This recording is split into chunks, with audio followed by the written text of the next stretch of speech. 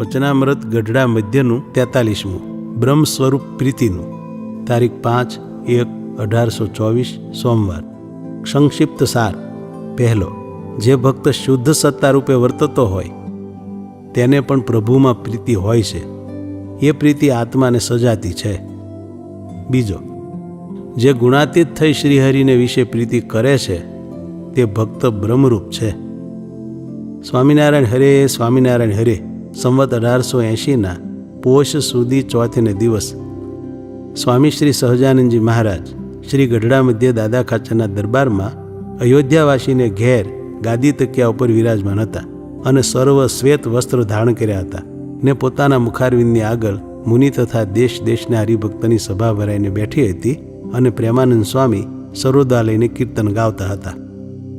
પછી શ્રીજી મહારાજ બોલ્યા છે, લ્યો પ્રશ્ન ઉત્તર કરીએ.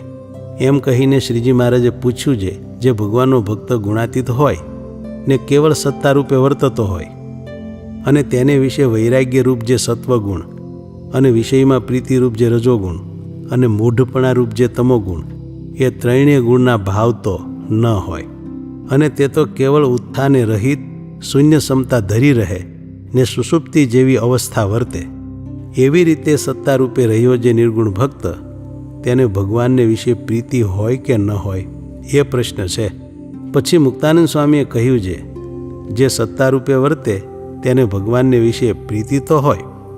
ત્યારે શ્રીજી મહારાજે પૂછ્યું છે, સત્તા રૂપે રહ્યો એવો જે એ ભક્ત, તેને ભગવાનને વિશે પ્રીતિ છે તે આત્માને સજાતી છે કે વિજાતી છે? પછી મુક્તાનંદ સ્વામીએ કહ્યું છે, એ પ્રીતિ તો આત્માને સજાતી છે. પછી શ્રીજી મહારાજ બોલ્યા છે, મધ્વાચાર્ય, નિંબાર્ક ને વલ્ભાચાર્ય એમણે આત્મા રૂપે રહીને જે ભગવાનને વિશે પ્રીતિ કરવી એ પ્રીતિને બ્રહ્મ સ્વરૂપ કહી છે.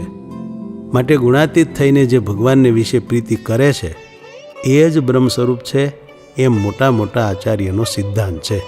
ઇતિ વચનામૃતમ ગઢડા મધ્ય પ્રકરણનું 43મું થયું.